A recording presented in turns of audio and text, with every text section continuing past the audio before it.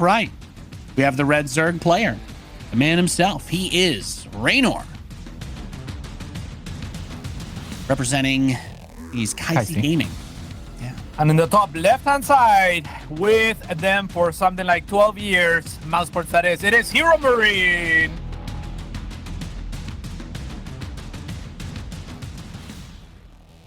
And yeah. Terran, outside of Maru, doesn't win that many global events. As far as this particular event, though, it's been won the most by Terran, I believe, in the form of Clem. So even more winning of a race in this setup than the combination of Cyril and Reynor. Nate, thoughts? That's fascinating. Fascinating indeed. All right, we got HeroMarine. Yeah, go HeroMarine. I think what's he's the big Gabe Weekly. You know, yeah. That's a very, very good brand for him that he's been able to build up. For sure. Yeah, he is very good at that one.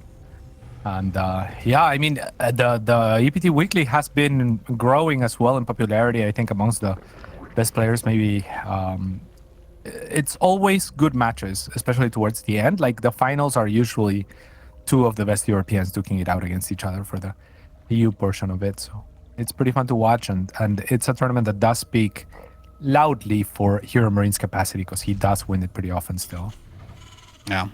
And he's going to take that command center in the pocket base. And there's an interesting side to this, right, Cats? If you had an Overlord flying over and you see, well, I guess the factory is there, so you'll see something building. But if you saw nothing and there's no natural, you might think to yourself that you could be getting proxied. Although, I mean, HeroMarine is like the last guy on Earth to proxy barracks, right? I think that's a pretty fair observation for against Zerg anyway. I don't think I've ever actually commentated him cheesing anyone. I actually don't think I have. Cast a lot of HeroMarine games. Oh, yeah. I completely agree. I think that one thing that maybe he could do in that situation is, like you said, hide the factory and then just bait the Overlord in, right? And then just open Marine first and kill the Overlord, and then you get a pretty good head start there if you want to go for something like this. It's a very unique situation that could only be exploited on this map. But since he's going halfway there, right, because already the barracks is not at the front, already the CC is in the back, feels like just a step further could have something really cool there. It is an unusual way to open a game, though, right? Like, from a Terran perspective, this is not something that you would normally do. It's very like TVT-esque, even building the starport on the tech lab, not having the reactor for the factory, and just taking that expo. So he wants to like move around with these small scrappy units, but he won't have enough of them to really do much. Tries to get the creep tumor, is not able to. The Reaper does escape though. So I just wondered then what's the edge that he's trying to gain with this type of opening. He's going to be able to go into Cloak Banshee, but is there going to be something interesting that follows this up? Is he just going to go straight into Stim? I'm mostly just wondering why he didn't go for the reactor, unless he wanted Reynor to see the ramp and think that he was getting proxied, but that doesn't really seem to have come into play. The reactor on what? On the factory? Yeah, well, that's what I mean. Yeah, because he didn't go for, it wasn't like he built a reactor with the barracks while the factory was building. He built a tech lab to build the starport on, right? So he didn't really give himself that early map pressure that we typically see, because really making one Hellion at a time it will work. Like he's on the map, but he just doesn't really have a lot. No, yeah, I agree. I mean, he is definitely conceding to that pressure, and in exchange, I suppose he will have a considerably earlier Banshee, right? Which he can be pretty good with.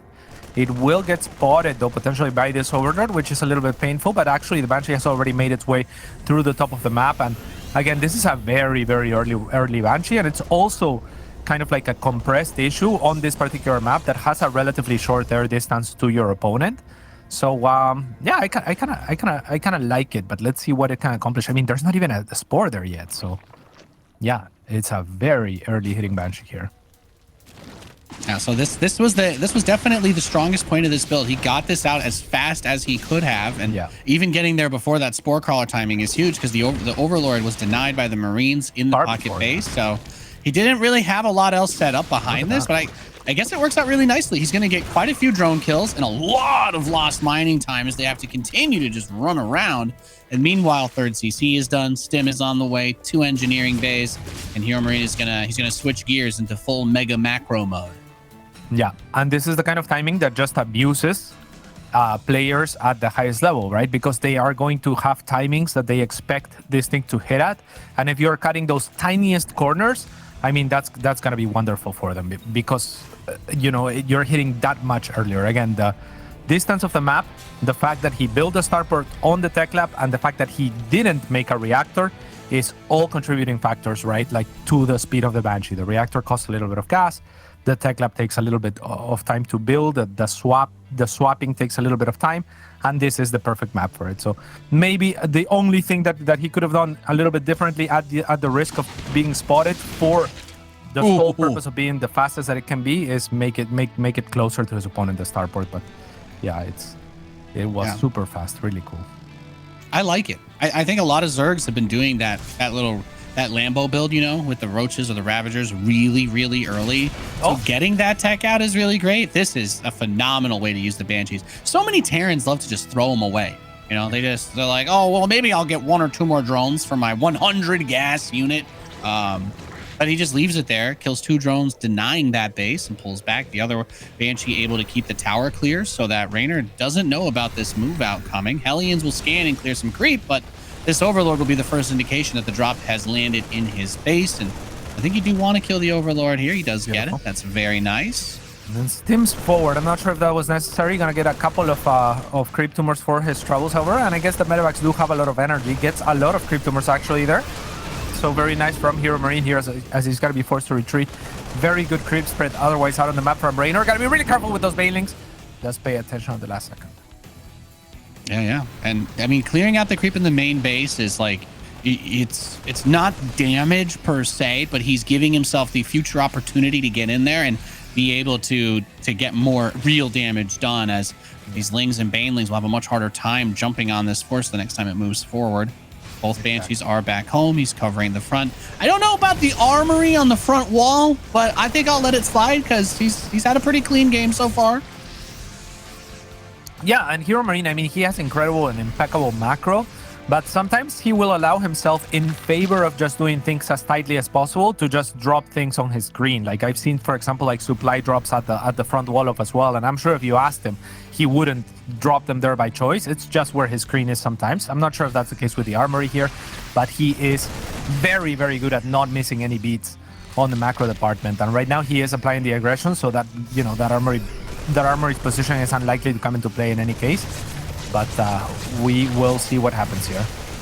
Yeah, he's going to continue to advance, and he has cleared out a decent amount of the tumors, but the creep is not completely receded yet, so there is still a window to try and make this dive, and some of the other creep tumors on the edge are going to keep it near his army, which makes this very risky. That's a lot of Ling Bane for Reynor. This is what he is known for. He's in this big surround, grabbing everything, and yeah, that's a little bit more in line with the expectations, but Reynor doesn't do it with as much left over as we might normally expect. The supply is still very close. He has not taken really economic damage, but has a decent amount of banelings to exercise to get through this attack. Yeah, for sure. I mean, it's still very much a game, very open there. I mean, a lot of threat from HeroMarine. Unfortunately, the creep felt like really slow to recede there in the middle. And Reynor used those moments to encroach onto the army, now surprising the army before the tanks are sieged. So HeroMarine's going to be forced to lift the rest of it up. There's that Banshee that you were talking about earlier. People sometimes like to throw away. It can be so powerful in engagements and on defense later on, because it accumulates kills and damage over time, and you don't really want to react as the Zerg player to the Banshee itself, right? Because you need anti-air to take it down, but if it's just one, you're like, it'll kill a few units, but those add up over time too, so I agree with you. I think it's really nice to keep those alive. Yeah, so as far as advantages go here, I mean, Reynor's taken the gold base on the bottom. He is going for it. HeroMarine's 2-2 is finishing though, and Reynor's +2 melee is a little bit lagging behind. The Carapace is almost there, but this is a window where he could get a decent trade if he has to fight the Lings on this base. Has he scouted that the gold base was taken yet? No, I don't think so. No, he might have an inkling. No! Yeah, a lot of Marines are gonna fall in that one. 8. Yeah, as they fit I hate to see it. Full medevac pop to Overseer, just been kind of chilling over here. I think he's got enough energy for a Contaminate too if he wants to grief him a little. On the starport, right? I think that's got to be the most annoying point. Factory's a good choice too. Don't mind that. He waited for him to start another tank as well, so that the supply is locked up in the resources. Yeah, and tanks, of course, are going to be very good against Hydras, but Vipers are going to have a say in the matter, especially if there's not enough tank to spread. HeroMarine is nearly maxed, however, so this is still very much a game as he's taken a 4th now, but I mean, Reynor continues to kind of a spread creep, and he has had to choose at least where he spreads creep, and this is to HeroMarine's credit, right? Like, he has done a good job of being out on the map enough that Reynor doesn't have a creep that is too oppressive, but clearly he's focused it south, and that is where HeroMarine should be looking to contest, because he still has room here to work where there isn't creep, and maybe he can find a good engagement, and I think that's the route that he's looking to take here, perhaps. Yeah, and he's continuing to just shark around, find these units that are out on the map. If anything, HeroMarine has done a good job of keeping the creep away from the middle of the map on the north side, that direct path. Reynor has not really been able to spread it too much there. So while it has been tough for HeroMarine to inflict true damage, they've been just fighting over creep and moving back and forth that way. He's not in a position where it would be super easy for Reynor to bring that big counterattack, and the Marauders soak a decent amount of those Banelings up towards the front, so he's kept his supply still very high up. All the Vikings, it's like, I'm going to stop you from taking the space. If only he had denied that last mineral from being mined too. That would have been good, yeah. Gnarly. Gnarly indeed. But yeah, good presence of mind from HeroMarine, paying attention to those Vikings, and does get some wins on the creep. They're loaded 1 medevac by mistake earlier before the fight was looking to start. Didn't end up starting in any case, and here comes that Banshee again. What a nasty. That's called efficiency. When you get usage of something beyond what you've been able to pay for it. The Banshee has been around for a very long time, and I do like this a lot. Maintaining these units. HeroMarine's played a crazy amount of StarCraft. He's not one of those guys that thinks that his stuff is meant to be thrown away at any point. You know, he knows that. Oh no, Banshee! There's a reason to keep it. Peace. Rest in Alfredo, fettuccine tortellini.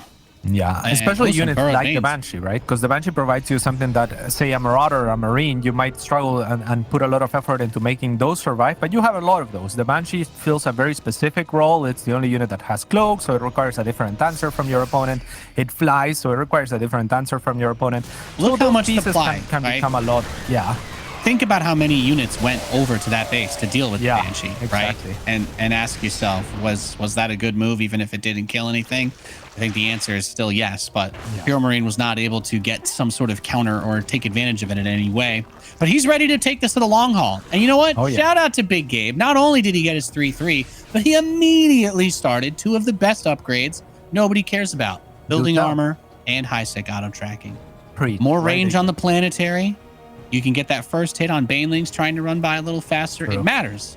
It sounds funny, but it's an important thing to have. And obviously building armor is just great because all your stuff is harder to kill. How much armor is building armor? I'm trying to get sold on these. It's +2. It's +2 armor to all of your structures. So planetaries go up to 5. It's 5 armor. Makes them very hard to kill. They're like invulnerable with circlings. Okay. And workers, of course. Kappa. Nidus Network. Nidus Network's being made. Yeah, if you have workers attacking a planetary, I want to hang out with you. Let's party. Oh, the Banelings under the bridge. That was cute. Yeah, that was really cute. But HeroMarine was, attentive to it as it was happening. Nidus, like you were saying, could be very difficult to deal with if it goes. Oh, Baneling! One Baneling! One Baneling to rule them all. That's the worst feeling, right? It's like the last one Baneling connecting with your entire army to kill it. And here comes the rest of the circlings. All of these ghosts are well tucked in, so HeroMarine for the most part just exposing kind of like the more disposable units in the front to try to clear that creep, biting for that control, and in the back he is replacing them with the stronger units that he deems necessary. I wouldn't mind seeing more or any Liberators, but Thor's being added as well, so I mean, yeah, Broodlord Transition's not looking too strong for Reynor here, given what HeroMarine already has, but this Nidus is looking pretty nifty. Yeah, this is a perfect way to take advantage of that watchtower on this map. Just gives you that beautiful vision. Boom, boom, right in there. A lot of supply has to come over to deal with it. The Nidus is always terrifying. And Reynor is going to use that distraction to move in. Blinding Cloud on the tanks. Tried to get the ghosts the Banelings onto the ghosts. Not able to do so, but did grab the morphing orbital command. And it's getting close. Yeah, that's fine. I mean, banelings are pretty expensive units. So are the ghosts, of course, but you need like 6 or 7 banelings, I think, to kill ghosts, varying with upgrades up until +3. But it must be almost has that. The ghost, for it to not count as a light unit, you have to imagine that they must just be like the most unbelievably jacked, right? Like they just must be super buff under those suits that you're like, of course it's not a light unit. Like, duh. But yeah, those but I banelings, feel like it has to do less with how jacked you are, more with the armor itself, right? It doesn't really look like they have that much armoring on their suits. That's the thing, though. That's the thing. So if the suit doesn't look that armored, then the ghost himself must just be unbelievably shredded to not count as a light unit. Yeah, I guess it's like Batman, like peak human, right? That's the they try to always use for I guess the comparisons. Yeah, Batman would be armored basically. Yeah, you wouldn't consider him a light unit. Thank you. Yeah. Thank you. I'm glad we had this. No. But Batman would be armored on the basis of its suit. Like it may not look like it's armored. Okay. No, you're saying he's just jacked. Anyway, I think it's a combo. Knights in the pocket base again. Lurkers sieging outside the 4th and 5th. Okay. Nasty. Oh, that's 4 lurkers. There is 4 lurkers. Hey, you know what? That bunker has 2 marauders and 2 marines. Thors are gonna go. So that's pretty cool. The Thors are gonna go answer. I mean, Thors are not great against lurkers, but in even numbers, they're gonna deal with them just fine. Head to head, they're actually pretty solid if they can attack, because they don't really care as much about the splash damage, and they do kill the lurkers in like 3 shots, so they can mop it up. But those Niduses, if you're Reynor, look at the money he's got. 7K, 6K, drop it like it's hot. Get another Nidus network. Go to town. Yeah. But when you have a lot of Thors, though, like you as a more experienced mech player, then lurkers can get nifty too, right? Because the Thors are like difficult to move, and if there's enough lurkers, then your Thors just kind of melt really fast. There's like less. You need more space for the Thors to wiggle around. Yes, that's the Thor's biggest weakness: choke points. Some of the big open spaces that the bio struggles in. That's where the mechanical units have a bit more power. Yeah, because if they can spread out enough to all be able to fire, then like you can kill a lot of lurkers with a mass Thor army if you're not being funneled through a choke point. Like you don't actually want to take that head to head, but that's where the other stuff comes into play again: blinding cloud, dock, neural parasite, etc. Yeah, and earlier in this game, I was talking about how HeroMarine was trading a lot of his bio, or looking to clear the creep and maintain kind of like map presence on the side of Reynor, or try to work towards it with his bio. If we look at the units tab now, there's only 10 Marines left in play, so negligible amount, and it's mostly a mech game now with ghosts. So really cool transitions here from HeroMarine. They're banelings. They're very close. That's okay. They won't kill the ghosts because they are armored. Yeah, well, they're too shredded to die. They're too shredded to die to those guys. Look at that. They just tanked it. What a bunch of Chad. Yeah. You love to see it. It's one of the worst feelings, though. Like, it takes so long to get used to that. Like, most of StarCraft is so intuitive in the sense that you look at a unit and you know what you expect it to be. This is not the case with Baneling and Ghost interactions. They just go pew pew and everything dies. It's beautiful. Oh, yeah. Crazy powerful, but they're kind of weak to the cheap units, right? To the swarm, which is a lot of what Reynor has. Infestors could also be nasty. Oh, he mind controlled a Viking! He forced me to land. No. I didn't expect that. I'm sorry. I don't know if that was a big deal, but I did not expect him to neural the 1 Viking. I do appreciate Reynor not leaving anything on the table, though, with his 10,000 mineral tank. Yeah. I mean, I think it's fine. You have enough. You have enough infestors, right? That you have enough for fungal or neuroparasite and the more relevant units. So whatever overextends is a free unit that you can pick off. The Viking's not free, so for the Terran, that is. For Reynor, obviously, it is in that situation, and they can be kind of annoying as well at zoning out the Vipers. So yeah.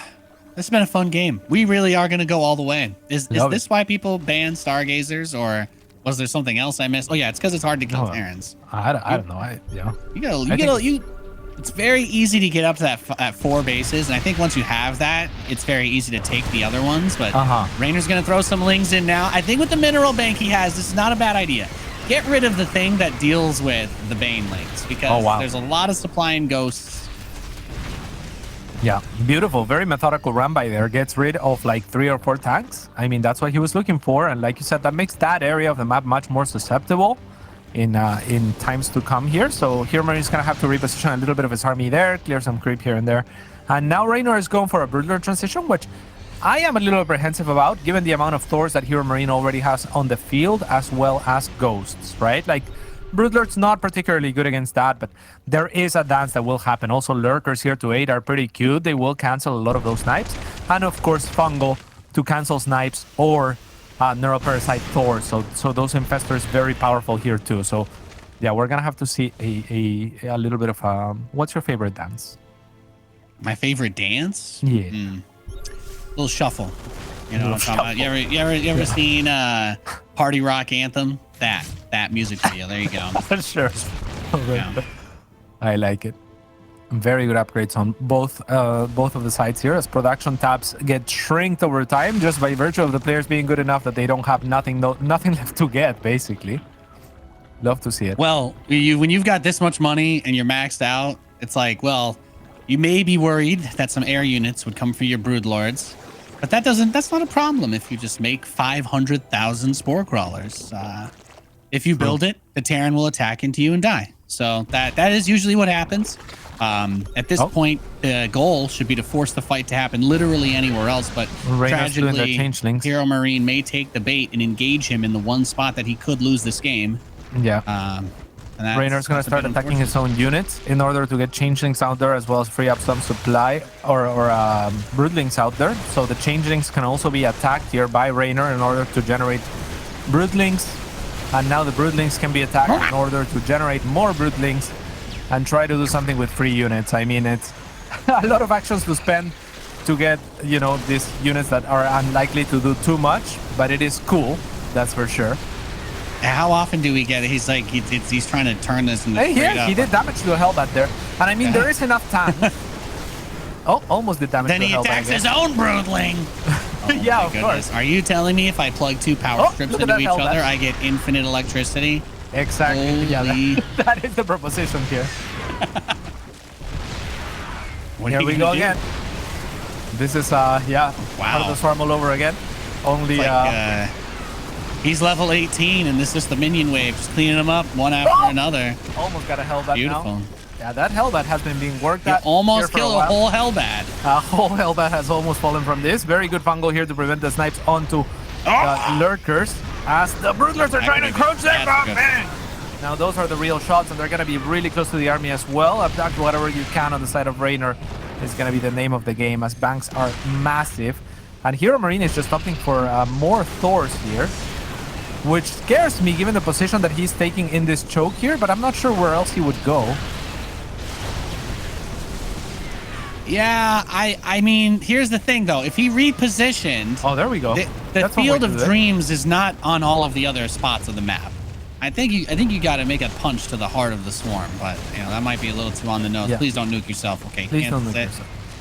Yeah. But that was brilliant, because this area is so difficult to contest for HeroMarine going down that choke. So the nuke just says, hey, move all your stuff out of there, because I want a better position down the low ground. And as he takes the low ground, I'm less concerned for the amount of Thors he has, right? Now they can all partake. So yeah, a really cool move there with the nuke. A lot of the time I don't love the nukes in this matchup, because they, you know, I think they're good to create chaos, etc. But when people think of nukes as late game, they are not free, right? Like you gotta pay 200 resources every time you use a nuke. So yeah. Nukes are like the greatest way to completely get rid of your bank for minimum value in a long match. Exactly. And unless you land one nuke, then somebody will point to the replay of that for the next like 10 games that Terran players exhaust all their bank again, missing them over it. Or you do what HeroMarine did just now, which is, I'm gonna pay 100 for you to move out of that spot. Do you take the deal? You have to take the deal. Yeah, it's like that. I'm going to give you 100 minerals and 100 gas. Yeah, to fall back a little bit. And that is definitely worth it for that position. And HeroMarine's going to exploit it beautifully here. Yeah. Well, I actually think, though, jokes aside, this is probably the most powerful army I think HeroMarine could build. The Ghosts, tragically, will probably die before we reach the conclusion of it. But Mass Thor kills everything that Zerg has. Unless you're getting caught in a choke or you get big neural parasites, The Banelings are useless. The Broodlords are mostly useless. The Lurkers are annoying, and they synergize with the Broodlords in this position because there are enough of them to keep the Thors from advancing. So the Lurkers would be able to get a few more hits than they otherwise would normally be able to. That's where the Ghosts really need to get their value, because I honestly think if you could spread the Thors out completely and A-move into this, you could kill everything if Reynor doesn't micro it perfectly. And that Lurker count is very low. So 20 Broodlords, it is a lot. But 14 Thors, that's a lot. I mean, I'm gonna say the word. The word everybody hates. Cats are broken. Thors are busted. Okay. Against Broodlords. They are unbelievable. They're busted against pretty much everything Zerg has once you have this many of them. But the Abducts, very cheeky, very cheeky. Yeah, not against Abducts, unfortunately for them, or Neuroparasites. You gotta be really careful with that, right? Because the Thor is such an expensive unit. It's like, it's gonna be a 1,000 resource swing if you get a Neuroparasite in a fight. So, yeah, I mean, the beautiful thing that we haven't talked about or touched on in this game, if you look at the bottom right-hand side base for Reynor, it's still mining, right? So he prioritized mining the gold base earlier because he knew that later in the game, that would be the base that matters for contestation. HeroMarine can't get to the other side to deny that base, so he had to fight for control of that gold base. Now, HeroMarine's only chance in this game, and this is where it gets difficult, is for him to actually what's the word I'm looking for? Is there a word for that? There's a word, I'm sure. Look for it. Yeah. Well, it's October, be more so efficient. we can be more efficient than Reynor over the long haul by a margin of the entire gold base being mined out. Yeah. He needs to. Again, this is like the Giga Chad Terran Death Ball, but this map has enough terrain variation that the Broodlords can dance around it a little bit. It's so crazy because this Terran army could realistically kill, I think, maybe 2 or 3 maxed out Zerg forces, which coincidentally just so happens to be similar to the amount of money that Reynor has saved up, except maybe he can make like 4 maxed out Zerg armies. I'm not 100% sure on the math. He does have a lot of money, yeah. And again, I think that if you are HeroMarine, a lot of time you could just sit back and split the map. But in this particular case, it's going to be a little bit more difficult, given that Reynor has already mined so much more. But yeah, I mean, this is a crazy game. I love to see it. Yeah, it's great. Yeah, look out for the Vipers to land some Blinding Clouds onto the Thors. That can be really deadly as well. Look out for these Broodlords to try to get value just by making babies out of babies. I'm not even sure how that functions. The Infestors are going to be looking for Neuroparasites on Thors or Fungals onto Ghosts to prevent snipes onto the Broodlords, and the Thors are looking for the Broodlords themselves. So everything kind of has purpose. The Liberators are there to zone for the Infestors predominantly, and the Hellbats are just there for the Broodlings, really. So yeah, I mean, these are beautiful armies. Really, everything serves a purpose. They're two of the strongest possible armies that you could possibly make for either race. And HeroMarine is very slowly but surely gaining ground. The Banes are going to run in, and I really want to know what he's going to replace that 18 supply with, because, I mean, the Thors themselves... I mean, only 4 ghosts left. As soon as those Broodlords get into range, they just start getting popped. So, as Liberators are what make the Neural not really a very strong option. That's true. But I'm looking for... Where's the flank? Where's the Burrow Infestor flank where he comes from behind and then Neural's like half the Thors? That's the kind of stuff that I'm looking for. And now it's the one at the front, but the Libs are sieging, though. The Libs are sieging. If he target fires down, he can open him up. Okay, no, the Liberators too. That's the way to do it too. Yeah, that's the thing, right? All of the Ghosts, all but 4 got taken down by the Banelings.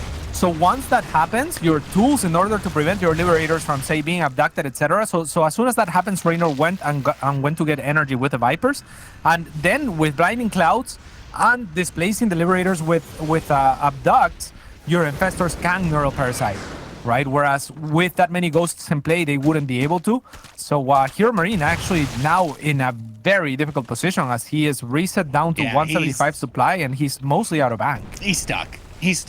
This is the point now where it changes, and Reynor will be the one sieging him, and he's gonna have to cuddle up to a planetary, get real close, maybe heat up some hot cocoa. I don't know what the weather's like over there, but it's gonna be a long winter for Gabriel, as this is not an army he can replace again. He did have enough money to rebuild it. So I wouldn't have said that it's over because, again, he actually could still kill about 3 armies.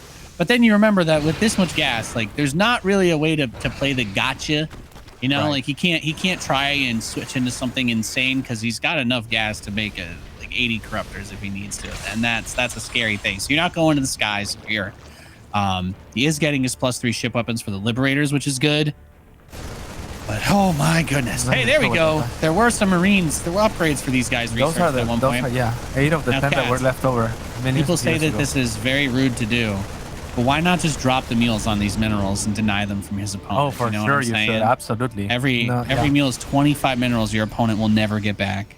Yeah, absolutely. Yeah, here's the split cam on your screens as both players are trying to find things to do. And at this point, I mean, it's a lot of like, you know, just paying attention to where you're going to be being hit from and try to make something happen like that. HeroMarine's still trying to move out. The broodling machine craves blood. Yeah. I'm really glad that we're doing this though for the, you know, for the final day of our casting together here, cats. I'm just really excited because I've been making so many Halloween and horror movie references, but we truly get to be in one now, and that's always been my dream, is to just wake up chained to a pipe and you're on the other side and we just got to find a way out of here. You love it. But we don't. You wear it. That's the ending. Yeah. You love it. You get into an hour-long game in it. Yeah. All right. I mean, HeroMarine is trying to do what he can to end or make something happen, but it's proving very difficult. Still has a 3K bank, but now he's going to be mined out, so there's no remaxing if he loses his army pretty much, or there's maybe barely a remaxing. And I am really curious whether the best choice was actually to push out, or like you were suggesting, just to absorb forever, basically. Oh, yeah.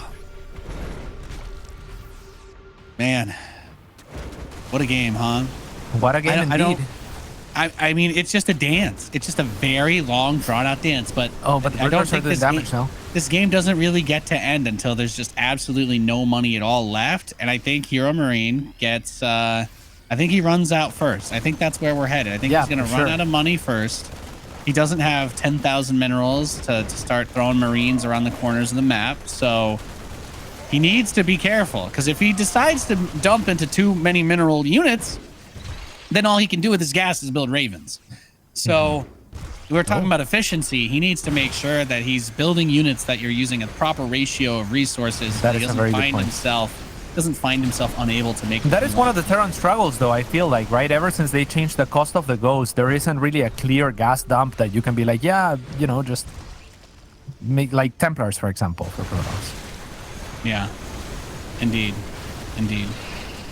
Some guy in chat is upset that the Thors did not instantly win the game, but do you see what's on our screen? Are you looking at the same thing that we are? Because I don't know how in God's name these Thors are going to get over to the Broodlords. Yeah, I mean, these abducts are really painful too whenever that happens. Yeah. Those are units that are very difficult to replace, and this little bits of chips of damage that Reynor does over time, if the Thors are tanking in the front, you know, the medevacs are not going to be effective against those, so they're actually losing HP. I have a request. Why are Broodlings not on the units tab? You know, I would love to just watch that number go up and down, but it's sadly they don't show up on the units tab. We can't see them. They don't show up on units lost. Ouch. Another ghost gets picked, trying to step forward. Good scans here to try to give himself vision in order for those Thors to start firing at the Broodlords, but unable to find the angles. Okay, finally the Thors might be able to get some shots off, but the Broodlords, I mean, there's so many of them, and the Broodlings are keeping the Thors in place as well. So Reynor taking only half of the engagement against the Ghost, while the rest of them are segregated to the top, or the Thors rather with the Ghosts are segregated to the top. So only taking half of the engagement is beautiful from Reynor there, just using the terrain to his advantage. And HeroMarine still continuing to push into here, but running out of steam. Insane game, absolutely insane game. Oh, yeah, how many? He got up to 34 Broodlords. Okay, you know what? The Mass Thor, I don't know if it has a contingency plan for 34 Broodlords. Usually in a normal game, a lot of Broodlords is like 20, and we've gone quite a bit beyond that We're in a full plus ultra situation, and HeroMarine is broke. That's it. There's no more money. There's no more money to be mined. I think there's like a handful of minerals at his inside 5th, but I don't think any of his geysers are operating anymore. So yeah, that's it. That is it indeed. Props to him. He managed to spend all of his gas. So talking about that efficiency and ratioing for the army there. Well, really last thing that he'd want to do is get ratioed, you know? Yeah. It's not fun. No fun. Okay, I mean, this map is also not the easiest to attack with or into with the Thors by the looks of it, because it has enough chokes that he hasn't been able to find an angle, or Reynor hasn't been willing to give him an angle that where all of the Thors can shoot at once, right? Like one big fight in open space, like the Thors would want. So this is it for HeroMarine. He has to crush the engagement and the remax. And yeah, I mean, it's not looking great, because over time Reynor generates this free broodlings. They are doing chip damage, but over time it adds up. Look at that. Look at that red Thor, right? I never thought that we'd reach a point where the broodlords could basically create like a recursively never-ending loop of broodlings. Like, it's just like, you'd think that having hellbats would do it. You're like, oh, hellbats kill the broodlings and then the Thors are able to move forward. But that's not what happens when there's 500 broodlings per wave. Yeah, it's actually not endless here, as you can see, but it could be made endless if he separated his broodlords into 2 groups. Yeah. Right, and then you have one wave and then the next wave to cover for that wave and so on. But he's just doing it in. He's got 41 broodlords. That's a lot of broodlords. This is beyond science. Massive amounts of changelings here, broodlings, as they are gonna. I mean, those Thors cannot move, right? Like that's just kind of the thing for them. They're trapped there. Don't even try. That is just too many little units. They're preventing you from doing that. And this game is bananas, but it's coming to a conclusion here as HeroMarine is running out of steam, and Reynor, he has played a brilliant game of StarCraft here.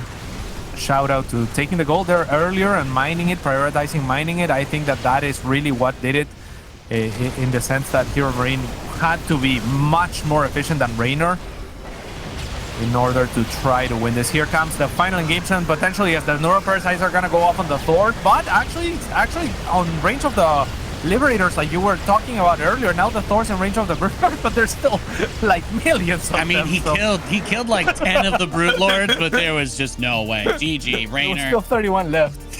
Yeah. Oh my.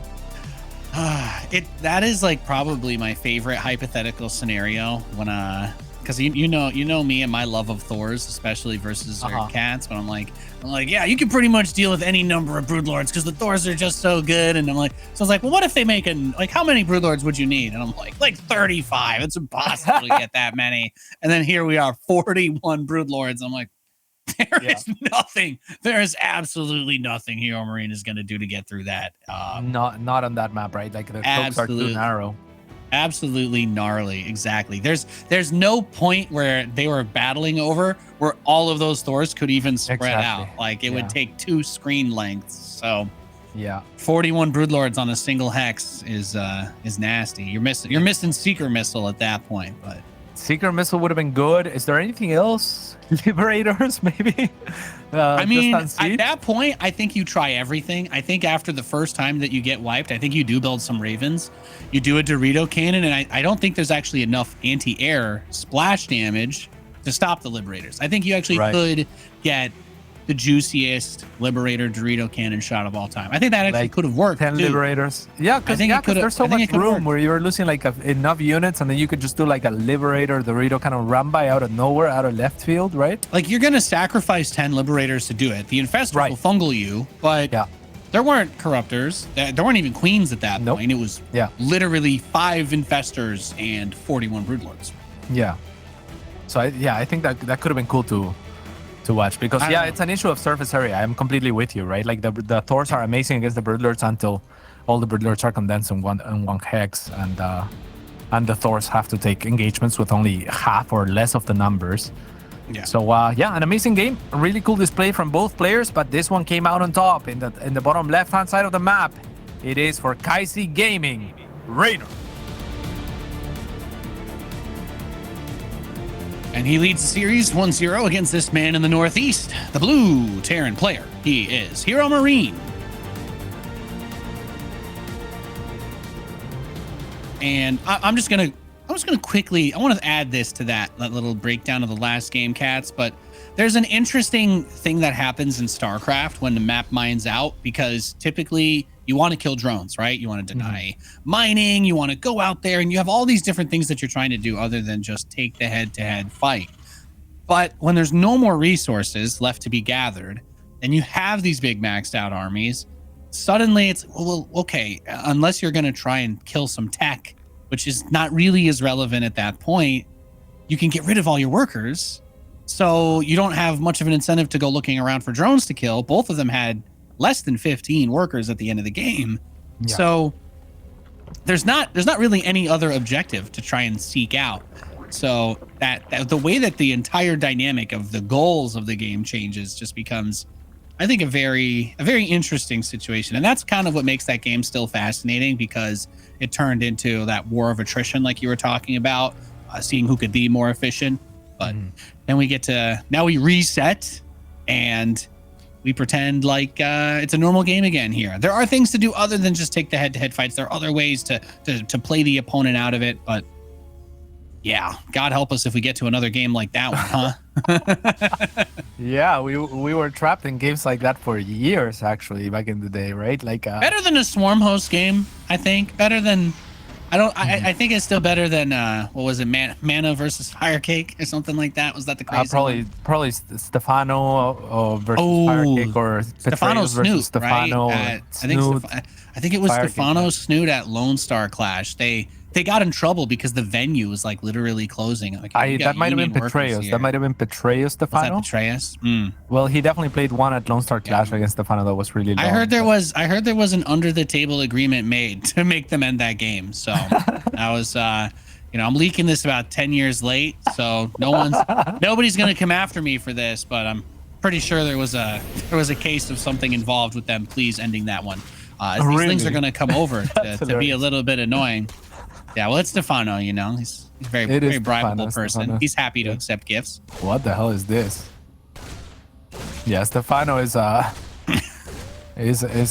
interesting character. Really funny man. I'll never forget it. It's burned into my mind. The King Sejong Station map. That's just that main base ramp. 7,000 locusts died there. It's actually insane. Yeah, Firecake was probably the third of them all. I'm not sure how those links managed to do so much as far as evacuating those SCVs. As I think our brains are a little bit just kind of scrambled after that game. So yeah, I'm not going to be normal for a little bit. Oh yeah, same. Yeah, let's try to reset here. Split, as you guys can watch the players. And yeah, I'm going to be quiet during the split.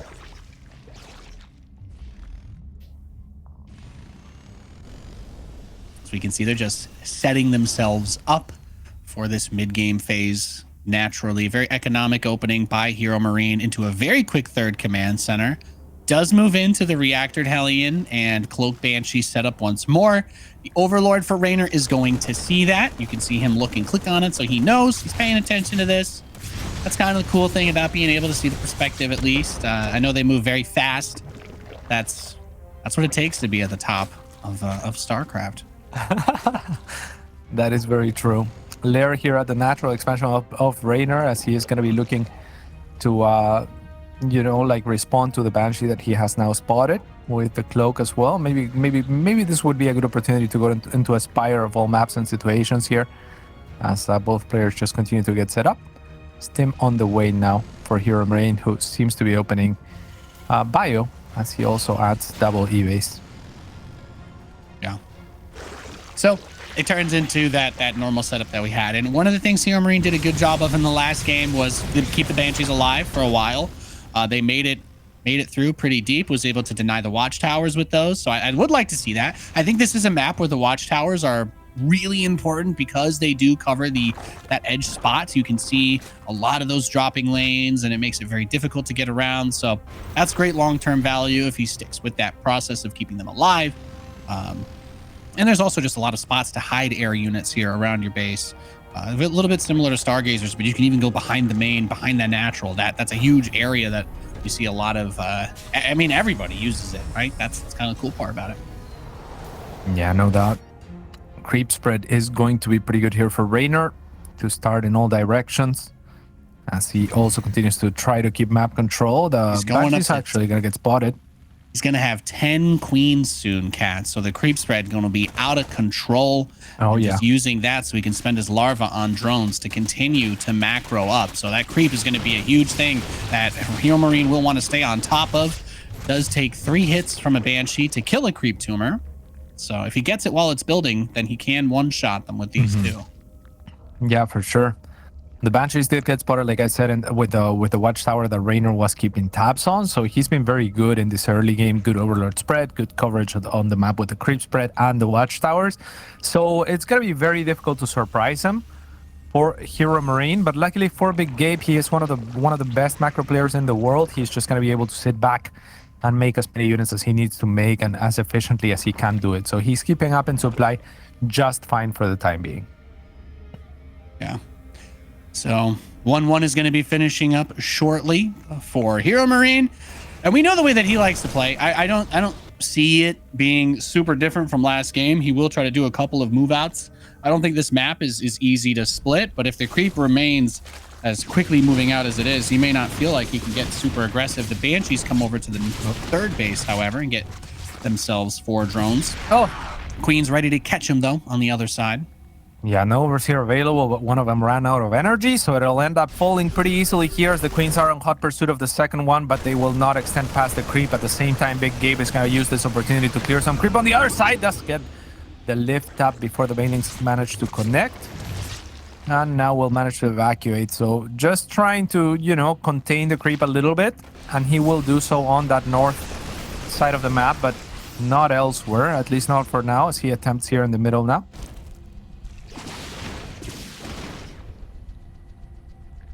Banshee doing what she can. Next scan is going to clear a couple of creep tumors in the middle, as now Reynor is trying to contest for that with his large number of queens. Infestation pit as well as Hydra then, hinting towards I think lurkers. That focus on the creep spread, though, is what makes it so tough, because he keeps moving out. You scan, kill some tumors, and then the Lings and the Banes and the Queens are all right there. So it's so hard to actually make it over to one of the bases to try and shut them down with this many Speed Banes just waiting.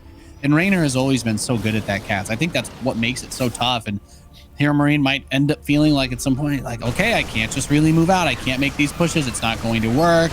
So we sit back. We kind of go back into that turtle mode. I think that's what motivates a lot of Terrans to do that. So he's looking for an opportunity to make something. But if he steps too far forward, Raynor's going to dive on him.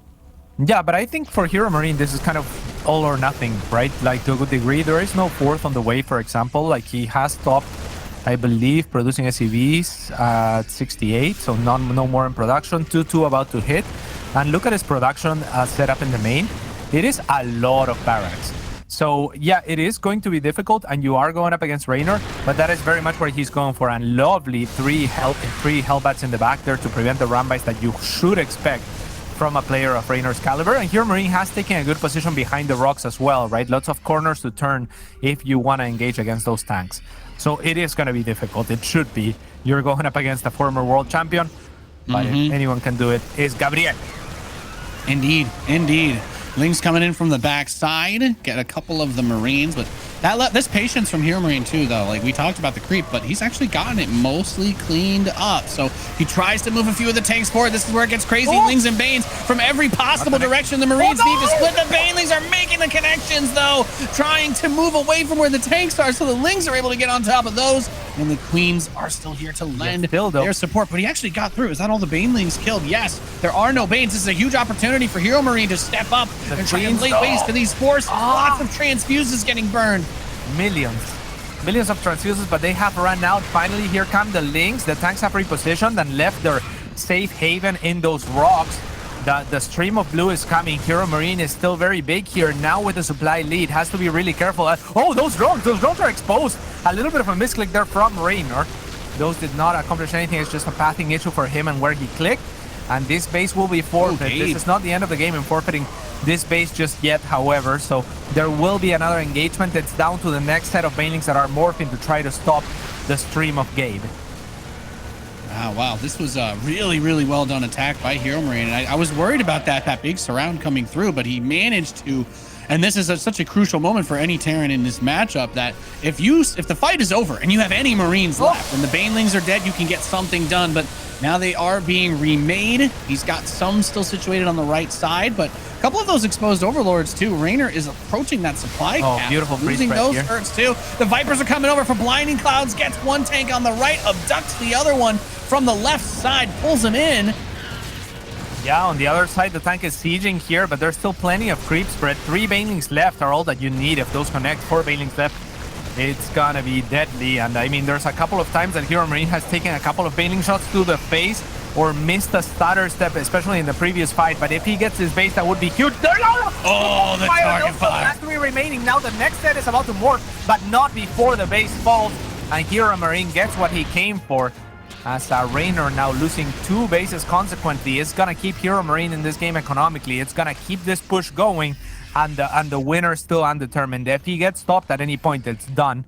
But having taken 2 bases, I mean, this is an opportunity where HeroMarine can even consider taking a 4th, perhaps. In fact, he is floating his main towards it now.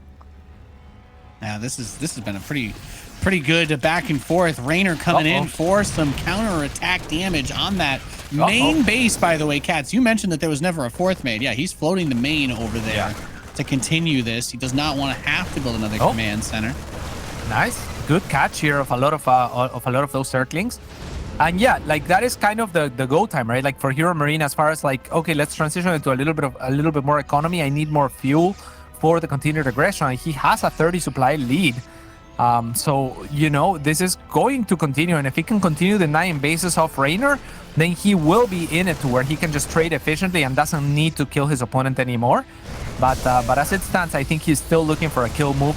On the other side, he will find a good engagement against the Queens, and the next Berserk will be here in time to evacuate another kill of a base here from HeroMarine. He is doing a beautiful job, and he is putting himself in a winning position, I think. Gets the drop inside of the main base. Solo Queen. Lings are coming over, though. Killing that Queen would be very nice. The Lurker transition is still coming through for Reynor, but is it going to be in time? He catches reinforcements. This is a crazy amount of Marines that he has, though. Crazy. 90! There's 90 Marines, Cat!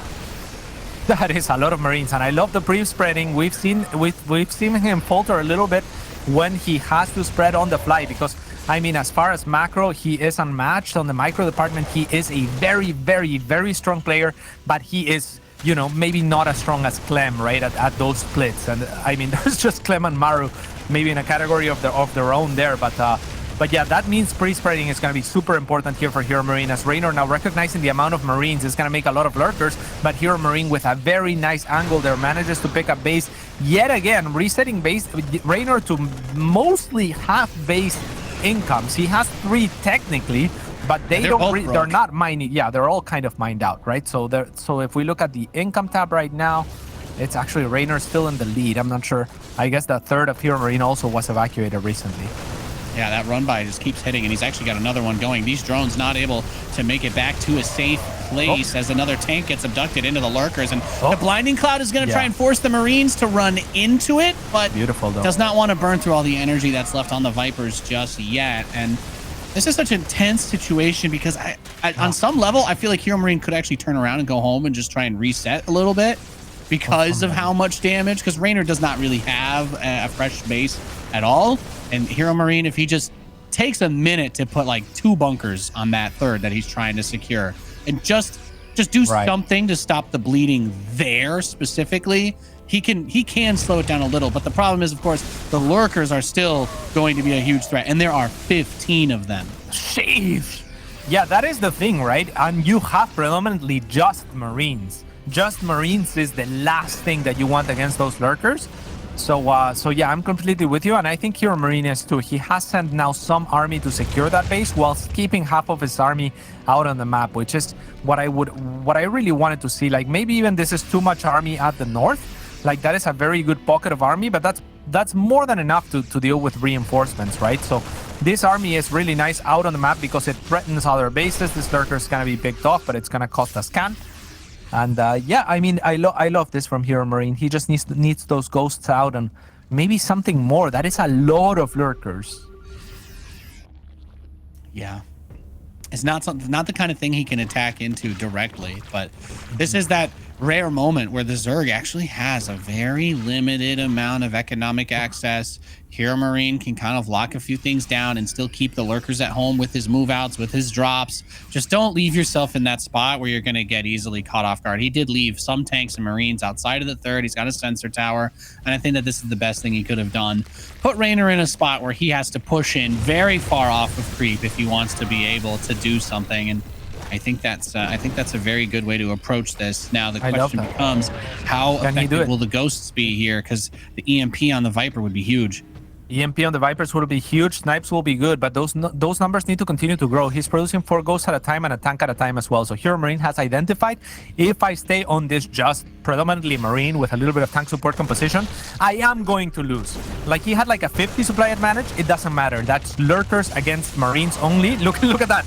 Right, like it does not matter. Like, I was getting ready for something like an engagement where Reynor just wins the game and cleans up because of the compositions, in spite of him being so far behind and people calling it a throw or saying that, you know, Zerg Imba or something like that. But the way this armies match up against each other is just so nasty in favor of the lurkers. But now that there are ghosts and tanks being added, a much better situation for HeroMarine, who feels a little bit more confident moving out on the map, perhaps a little bit too much so. But here comes the lurker or the ghosts. EMPs do land onto the Vipers. On the other side, the Marines are gonna get stranded, but a little bit of a drop here could pick off the lurker cavern here. Then the lurker family taking out that big. He's actually just move commanding the lurkers directly into the Marines. Are you kidding me? Just killed a huge amount of them. What the? Oh, and on the other side, more lurkers. Yeah, he's only got 8 this is just left. How good HeroMarine's done it. GG, well played. What an absolutely insane game. This best of 5 is off to the races, and we're 1-1 right now, cats. So buckle up. Buckle up indeed. That is just 1-1. That is amazing. That is amazing. I mean, that was an incredible game, I thought. Really cool commitment from Gabe. This is kind of like what he had been working on for the last couple of years. Maybe because you're going up against Reynor, you're going up against Cyril, you're going up against Lambo even, who is a very macro-oriented player, very strong in the macro game, in the matchup, right? So I think that he lost a little bit of confidence in the kind of end game of TVC. And even though he went for that style in the first game, this is much more of what you expect of HeroMarine in this high caliber type of matches and against this sort of opponents. And he delivered. That was beautiful. I mean, his production setup, that was a beautiful 3-base all-in, and it worked out, but it didn't work out enough that Reynor just fall off and die. We said if he's gonna do it, it's gonna be hard, and it definitely was. Yeah, what a ridiculous game. Both players asking for a moment to breathe, so they're just taking a minute, as that was, of course, almost an hour of gaming action in just the first 2 maps. Amazing gaming. And we are going to go to a quick break too, because let's face it, we need it. We'll be right back, hopefully a little less delirious, not making any promises. You're watching DreamHack Masters.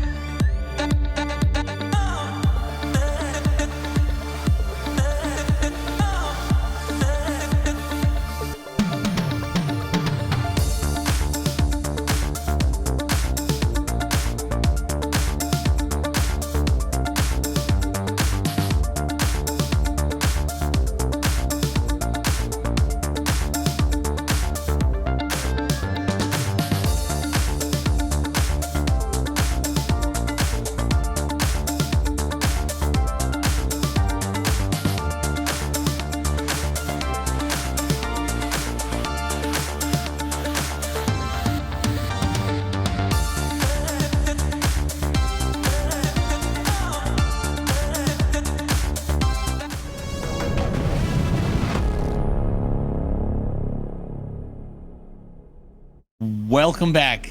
Welcome back. We know you guys really didn't want to miss the rest of this one. We are ready to rock and roll.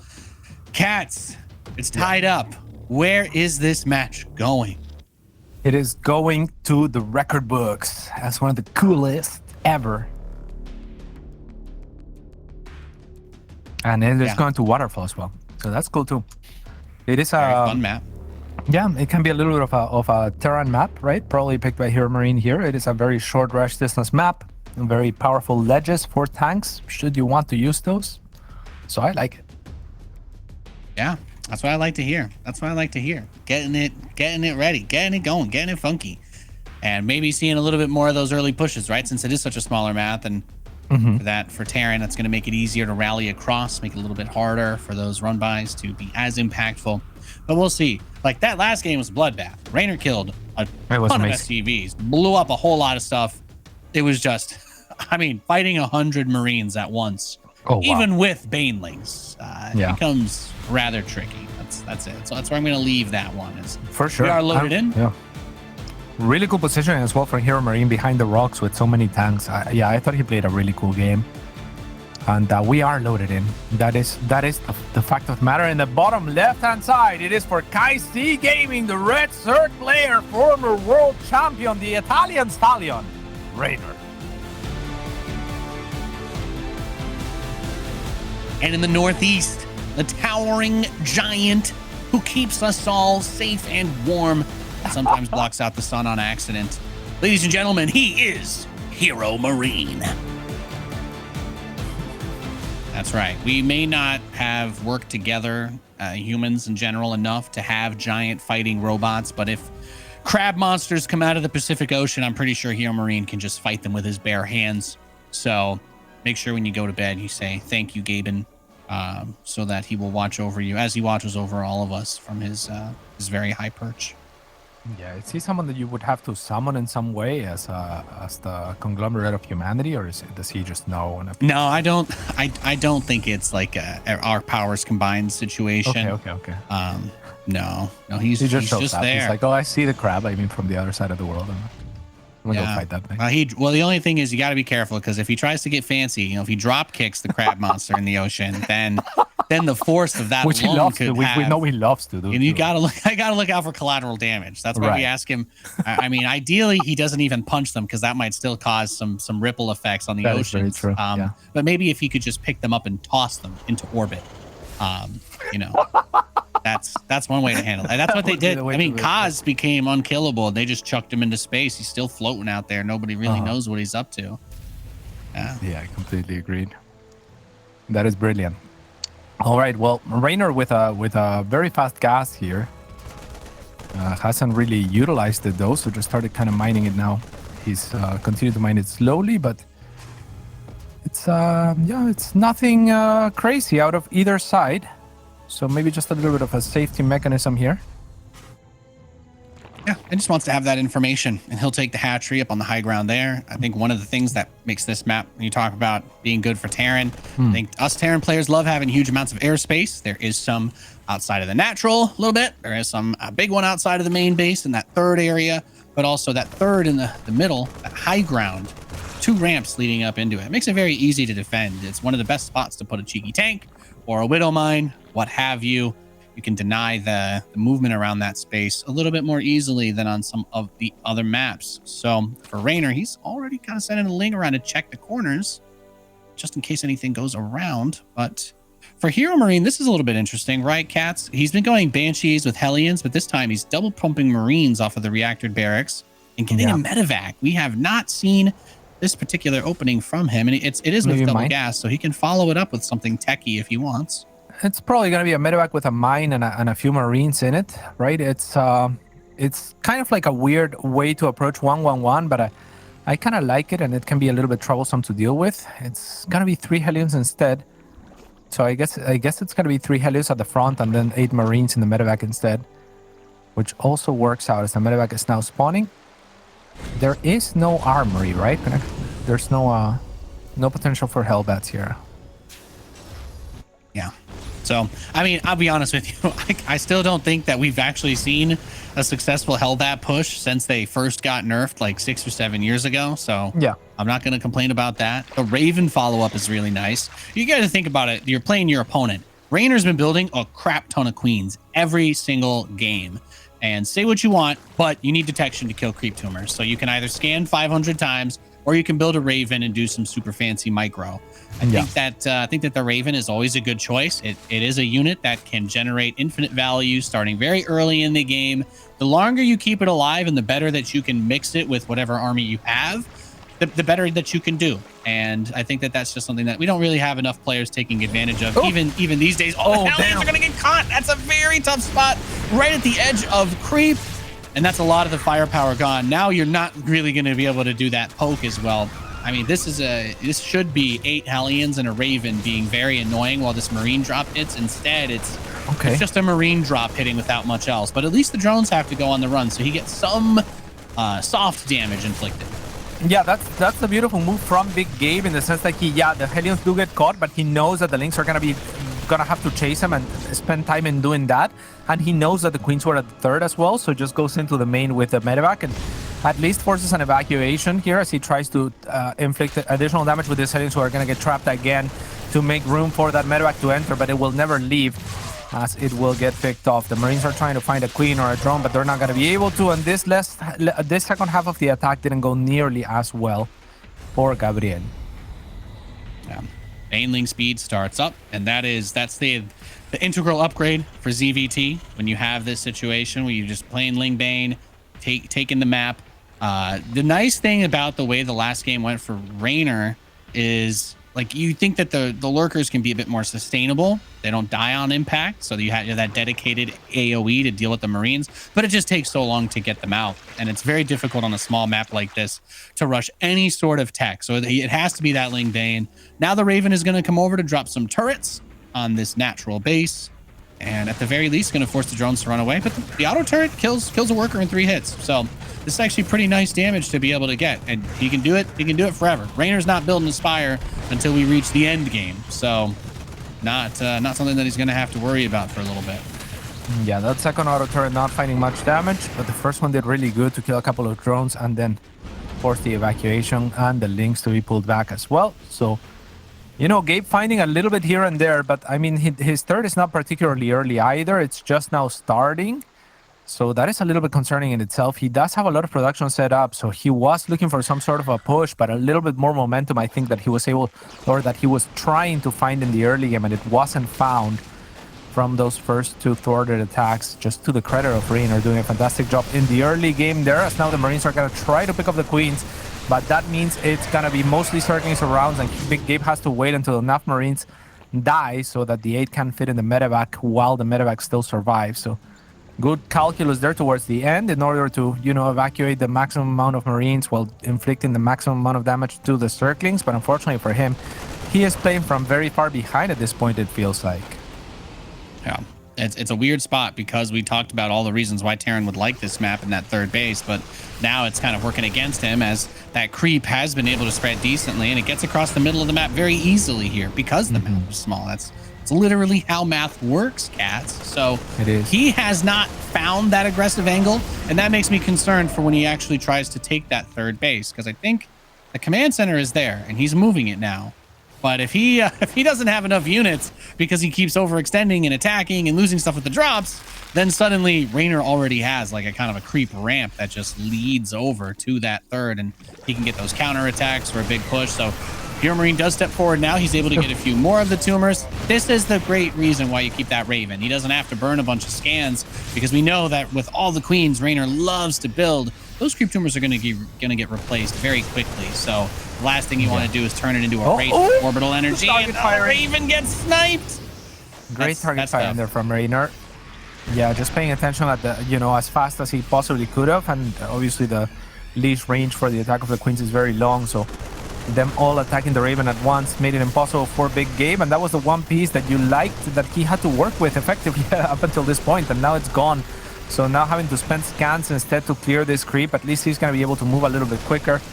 through it at this stage. And now, I mean, Reynor is just going to look for a huge engage already with a surround / massive ram by. It's going to be a massive ram by. That's a crazy amount of lings getting into his face. He had the banelings to pop it open if he needed, but they did not even come into play. The two that tried to go over to the third base get killed, but the main and natural are being absolutely torn asunder, cats. SCVs in fisticuffs against alien monsters is not going to play out very well. It's just not going to play out very well. And now it's all on this attack for Big Gabe. It's very unlikely to work, especially when Reynor knows that he has time to work with, but he deems it unnecessary to even use his time bank, as he's just going to go. And he has plenty, so he's done it. GG will be called. GG indeed. Reynor goes up 2-1, and that, ladies and gentlemen, is the difference between the top Zergs and everybody else, if you ask me. It's one of the absolute biggest things that comes into play. The backstabs, the counterattacks, the lings are always looking, cats. If your door is open, somebody's coming in.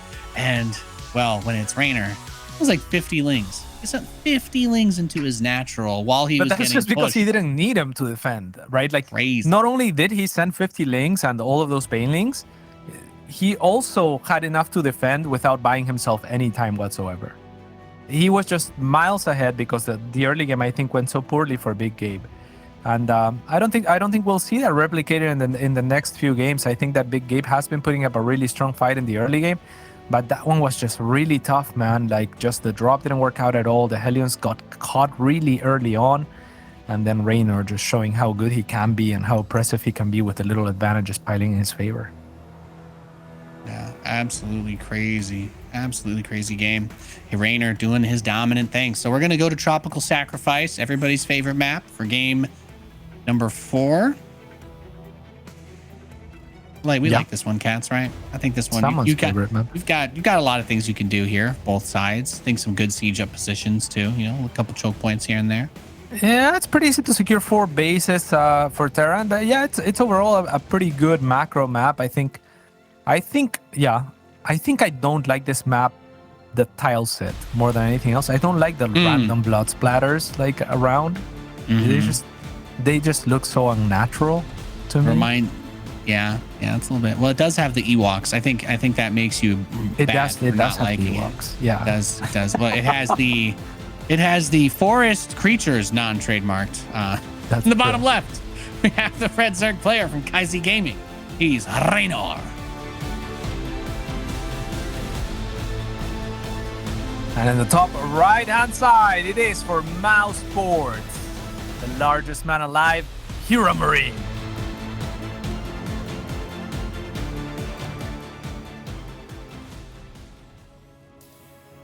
Good times. Hatch first. Double gas, though, for HeroMarine in his space. Very interesting. When does anybody do this versus Zerg? That is very curious. This is a very, very curious thing to do, cats, because this is one of those things that there are a lot of builds and strategies and different things that a lot of people like to do, but you will pretty much never, ever see someone open barracks double gas against a Zerg. And that's just because there aren't really any one base pushes that are considered viable, because, you know, even on 2 bases, Zerg can make enough links to surround 6 Marines in a tank. So my only assumption is that he's going to do that thing where he gets a factory and pulls workers off of gas to expand. Because my head will explode if he does a 1 base all in against Zerg. I don't, especially without proxying anything. That's just ludicrous. So it is a little ludicrous. It is, and less ludicrous to me because like 4GG does do stuff like that. I play against the guy often enough, and of course 4GG is not of the caliber of these players in this day and age. But he has. But he streams. He's trying to entertain people while he's doing that. He has a reason to do things that wouldn't always be optimal. I think anybody that I think any is content still like a kind of gets 6.1 or 2. He's still very good, of course. Yeah, he screws around. He's a guy that likes to have a little bit of fun every now and again. For sure. And he loves his Banshees. And we saw a Banshee earlier from HeroMarine, so I thought maybe like the earliest Banshee ever. And I think it still could be that. It could be that, because when I think about the strength of doing something like this, it would be to get your tech as fast as possible. Right? Because your factory will be much, much faster. But he did not immediately build a starport. He spent gas getting the reactor. Yeah. So And he he wants didn't to be cut the able to Reaper, right? expand and have the fast tag. Do you think maybe he's worried about just getting attacked, like Reynor would do a 2-base thing? Yeah, I'm not quite sure. It's strange, right? Like it's gonna be a double Reaper opening. That's what he's gonna accomplish with that double gas. I feel like it's a lot of slowing down that you take in that exchange, right? Because then you have a gas much earlier. And yeah, it doesn't pay off right away. But I mean, it is not an uncommon build or approach in the other matchups. So Terran is going to be pretty familiar with the approach overall. And, you know, maybe it doesn't slow you that much more. But here's the Helium, actually. That's beautiful. Okay. Yeah, Finding some damage for his troubles. Even just that one link, one Hellion just being able to do a little bit of work. Yeah. And I do like it, by the way. I don't think there's anything bad about especially when you take the SCVs off gas, because this is a style that has kind of been grown in Terran versus Terran because of how aggressive that matchup is. If you don't open with double gas, there are a lot of builds that will just kill you instantly. So everybody's kind of been conditioned that you have to take double gas and then pull off. But you know what else you can do when you've got a build that gets you a little bit of early tech and gas, Cats? What? It rhymes with Battle Schmoozer. He's looking for your energy here, and I think you're willing to give it to him at this point. It's going to be the battle cruisers indeed. And that is beautiful. I like it. I like it a lot. And I mean, this extra Reaper and 2 Hellions as fast as possible without the reactor, they did find some damage. They did find a little bit of contain, a little bit of stopping of that creep just by virtue of being already in Reynor's natural expansion as early as they were, right? So it has been pretty cool from Big Gabe, who is now moving out with continued aggression in the form of 4 Marines, the 2 Reapers, and a Widowmine in a medevac, followed by the continuation of the saga. It's BCs. Hellions are going to have to deal with a couple of these lings, but between the mineral patch, that is the best spot to run to. And it will still deal a bit of damage. This is nice because he needs that gas if he's going to be doing anything else beyond it. I mean, Battlecruiser takes up 300, so if he wants to start Yamato, he won't have any other resources. That makes this run by very, very good for Reynor. It's one of those things where that wall off has to be a priority when you're doing this. You get the Battlecruiser going, but you need to be walled off as fast as you can, especially because he has moved out with several units. And it's not just a BC rush. It's going to be with this little drop too that's going to be causing some mayhem and being annoying. The queen position matters pretty significantly. We don't have spores. There's just one building in the main, but it's not done yet. So the element of surprise very much so at play, and there's no lair, which means there can't be a spire. So the queen position is everything. Battlecruiser is done, and let's see where this bad boy's going. I heard it. Right to the spore crawler. That's a bit unfortunate. Yeah. If he had gone to the natural or the third, could have killed a lot of drones. Or to the other side of the spore crawler. But I guess Reynor, just with the right read here, does put the spore crawler in the most likely location, and it pays off. I mean, yeah, what can you do if you're Big Gabe, right? You chose the worst spot in the map, the worst pixel on the map. Yeah, that's the hard part about doing this, because when you do the single battlecruiser rush, the queens alone can generally handle it. I felt like they were kind of spread out because of the way the Reapers and Marines had done what they were doing, but he has to take the downside of teleporting into the main on this map is that main base is just so huge. So he takes a ton of damage on the way out. But I love that there's SCVs here with the medevac to repair it out on the field. So he is, I mean, he's really committing here. Okay. He's getting down on one knee and saying, Reynor, I want to kill you. So I got to respect that. I like He's definitely taking a different type of approach to this strategy. Yeah, I mean, roaches are going to be really annoying, though, because Big Gabe is still relying kind of, you know, heavily on the ground army. Hellions and Marines are both going to be easily countered by those roaches. So it's all on the BCs, but they do have Yamato available, so 2 of those queens are going to be deleted right away. And it should be the ones with the most energy here. There's a queen with energy in the back, but it will be spent before it gets Yamato smartly by Reynor. The roaches are now partaking here as the Hellions are morphing into Hellbats to get a little bit tankier. The BCs are trying to deal with the queens one at a time, but there's still enough confused in the back there. Is it coming together? Is it working? Is it happening? I think with the amount of damage done to the queens, that the repair on the battlecruiser matters, but if he kills the queens, there's still not a great answer for the battlecruisers themselves until the spire is done and something like Corruptors comes out. I think if he had been able to get some of the Hellions over towards where the drones were, but using them as a buffer for the queens, like killing all of the queens would still be pretty great. if the battle cruisers get out. He can kind of lose everything else. He is going for the third base behind this, but the battle cruisers are a big problem for Reynor that he needs to have the answer for, but it's been done in such a different way than we normally see it. And number 3 just says, I'm here. He's not worried about anything coming up behind it, and that's another queen deleted.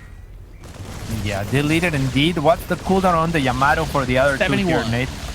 71. Actually, are coming off. They're coming off cooldown right now. That is huge. That is big. So, yeah, one less queen gonna be ready to go with this one. It's gonna be okay. Send it home. Send it home. Oh, he brought more SCVs. Beautiful. I love it. Well, I absolutely love that. The problem is these 2 sports at the front as well, because like you said, he is so committed to the breach here, and the roaches are a great choice from Reynor.